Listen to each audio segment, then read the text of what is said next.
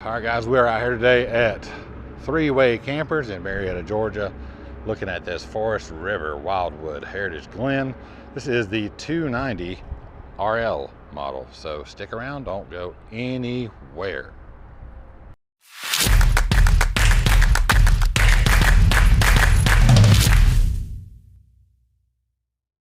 All right, guys, sorry if this is a little shaky today. We have been reduced to filming on my telephone because something's up with the camera. I've filmed this 3 times already and the card keeps getting corrupt. So anyway, let's get started with this WildWood Heritage Glen. Looking up front here, you're gonna have the Lippard pin box. Start over here, you got a thin, very thin baggage door. Not a big fan for that. You got 2 batteries, spare tire, and a good place to put your generator under here. But I'm not a fan of that thin baggage door. As well, I'm not sure, that's your auto leveling system. I wish they didn't put it underneath like that, where you had to kind of climb under there to get to it, but that's where it's at. So stepping back, you got a really nice front cap with the tinted automotive style like windshield, some LED accent lights. Swintech slide on this first narrow slide here. Moving on around, let's go look at these weights of this unit. We've got the gross vehicle weight rating on this is 12,025 pounds, and the cargo carrying capacity of this is 2,134 pounds. 2,134 pounds. So this is going to be your propane bay right here. 2 30-pound tanks, which is great. What I don't like is this has got to be the thinnest, most flimsiest cargo door I've ever seen on any RV ever. I don't like that at all. This door I do like. Slam latches, I love those latches, and this door is super thick and insulated, so I'm not sure why we put this here and that over there. We got all our water hookups and connections here in the pass-through storage. Nice plastic tray and a really nice pass-through storage with a Xantrex 1200 inverter over there to power the residential fridge. You see the aluminum framing for the substructure, for the floor structure up there. So that looks really nice. Not a big fan of having the wet bay not separate from the storage, but a lot of RVs do that.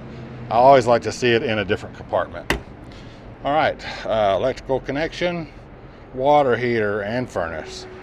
So it's like you got 2 gray tanks, one for the kitchen, one for the bathroom.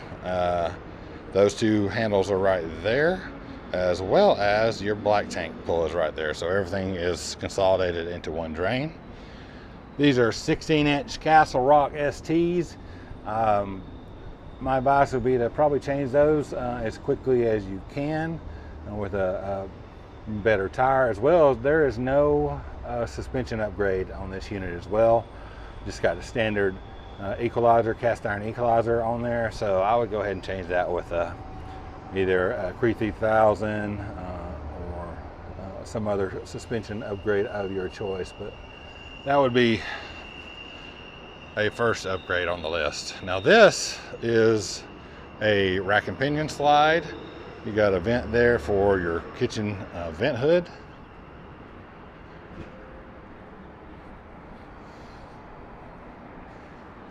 Nice tinted windows on the back. Ladder all the way up for the walk-on roof. You got a Furrion backup camera wired up there. Storage in the square tube bumper for your sewer pipes, if that's where you keep them, as well as a receiver for a carrier, not for towing, but for a carrier. So looking on this side, you got the biggest of the 3 slides, and that is a rack and pinion slide. You can see the ground control jack underneath there. Moving on along, got windows on each side of the slide for cross ventilation. That's really nice. Here's one of the 2 Solera awnings.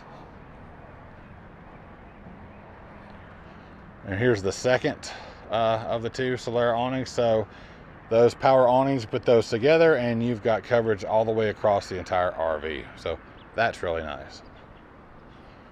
Now, let's move up front here on this unit. You're gonna have your outdoor speakers. That's pretty standard. Your park cable and power here. That's all up here. It comes with a mount for a TV, external TV, if you want to slide one of those out.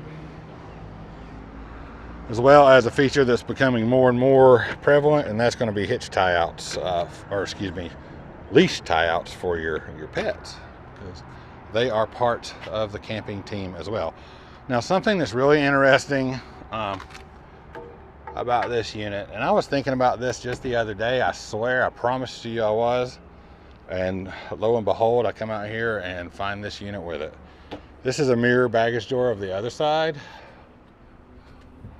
You got your bottle opener, power cutoff, and that Xantrex 1200, Freedom 1200 that runs the fridge.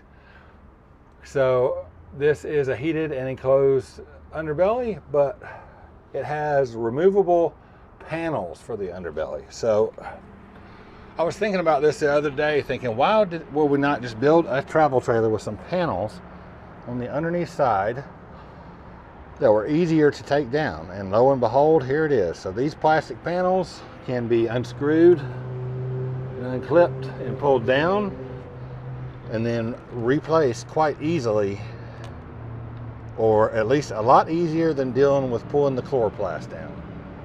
So I really like that idea. And there's your LP quick connect, and your low point drains are right there. Step back, you've got your MoRide step above entry steps. Love those. One thing you don't see too often these days is that absolute solid front entry door. There's a large window there and a window in the slide, so you can see out, but you don't often see a door that's just solid. Large grab handle. All right, let's step inside this 290 RL and see what we got going on. All right, we're going to start up here with this Furrion residential fridge, 14 cubic feet in black. 2 doors down for the freezer, 2 doors above for the refrigerator. That's a great clear door there. I guess you could use that for, you know, for a wine cooler or a beverage cooler, or just whatever you want to. A lot of space on this side. Now, you may not see a whole lot of reviews and information out there on the Furrion fridges, because I don't think they've been too awful long in comparison in the refrigerator market. Plenty of drawers here. Look at all the drawers in the freezer. But they have a long-standing presence in the RV world for appliances and other fixtures in the RV, so I'm pretty sure that they're going to stand behind their fridge. But again, this is a 14 cubic foot residential Furrion. I really like the way that looks. Black looks very nice. Move off to the side here, and you're going to find the Furrion 3-burner cooktop with the oven and the drawer down below. Got a really nice flat cook grate at the top with glass cover, the vent hood and microwave above, as well as storage cabinet, pantry space for right there. Now, got a lot of drawer storage here. It is not the highest quality drawers that you're going to find anywhere, but not the worst. Looking at the countertop and the island, plastic coated countertop there, made to look like it is Corian, but it has a really nice stainless steel sink and sink fixture. Large doors with trash can under there, and another big storage area under there. So I do like the floor here. It's kind of like a laminate wood, easy to clean up. Moving on, you'll see that the slide is not flush on this side, but that's usually what you're going to find. So Jensen TV, speakers, entertainment system, and some pretty large drawers off to the side there, so that is pretty respectful. And Greystone fireplace. You know, I really like the fireplace. Love the fireplace in ours. So looking around, you're going to find some really nice window treatments. Again, it's the brown and the tans that everybody's doing, but they are nice. Storage up above. Ceiling fan, I do like that. And you got one Coleman Mach air conditioning here, which is ducted. Okay. Large window in the back there. Each window on the side. And this is that fabric, and I'm not sure what Mel calls it. I can't remember what it is, but it's supposed to be a little bit more resilient. That's a jackknife fold out right there. And those are some, that's a shorter love seat size couch, but these are some pretty wide areas right here next to it. So that's kind of nice. And what I like is that they use the bottom area there, and you've got storage underneath. So that's really cool. Moving on around, so you do have a flush floor slide here for the table and theater seating, but it's got carpet in it, so that can be a drawback maybe in your mind. It is in ours. Thomas Paine theater seating. Again, lots of windows with the same treatments. I like the light fixtures in here. They're kind of groovy. With the table, again, if you watch the other videos, I'm not a real big fan of this like faux plastic live edge table. I do like the fact that this has a flip up extension, and I like the fact that on one side it's a bench, so you can move that out of the way, fold it up, put it behind, do whatever, and you've got that space available for other things. I do like the benches. As a matter of fact, I wouldn't mind if you had a bench on both sides, and I'm sure that there's going to be storage in there. So yeah, I really am a big fan of that. Now, on this side over here, you have your pantry, and it's a really big pantry. Now, above, I'm not sure what's going on with this. I don't know why manufacturers are putting storage so high up. I guess they're just trying to use space, but for a lot of people, that's too high to even access for anything. So I'm not sure what could be done to make that a little better. But so you open the pantry up, and this is a really large pantry unit. But what you'll see is it's prepped for a washer and dryer. But if you take that shelf out and you put a washer dryer combo here, you've lost almost a half of your pantry space. Now that's still going to leave you with a lot of pantry space, but you're going to be down a good bit of it. So that's something to be considered. All right, so what you got right here is coat rack, light switch. Now I think there's no power in this unit, so I can't tell for sure, but by looking at it, when this slide is in, you're probably going to be able to access the right side of the refrigerator and freezer. So that's good. I mean, that's 2/3 of the refrigerator freezer area. This slide's going to come in pretty far. I'm not 100% sure that you'd be able to get over there to it without bumping this slide out. I can't tell that for sure because I don't have power to run the slide in or out, but I think so. So in this little compartment that's straight in the door, you have another coat hooks, digital control panel for the coach, water pump, lights, all that kind of stuff. You have your awnings in and out. Then you have 2 slide outs. Well, this unit has 3 slide outs. So imagine that this button right here is a slide out button as well. That's probably going to control this slide out to bump it out just a little bit so you can gain access. Looking at the steps here, there's a sticker on the floor that says floating steps. So I guess that's their words for open steps. It means you can put some shoes or something under there. Now, the bathroom has a really nice size shower. Got your Dometic flush toilet here in the corner.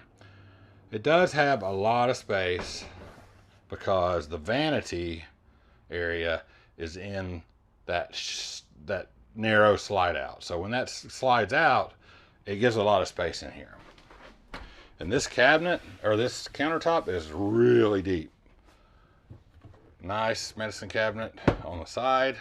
Got a mirror. What's up, everybody? And then part of the wardrobe. There's some drawers down below, a lot of space.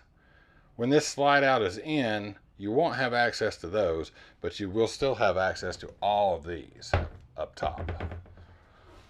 Also, you'll lose access to that storage underneath that side of the bed.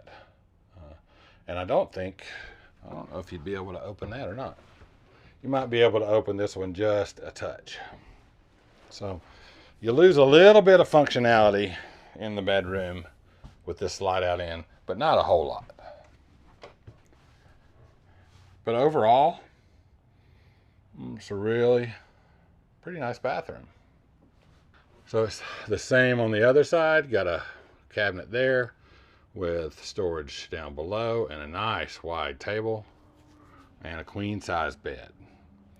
Now, the bedroom is all carpeted. Not a huge fan of that.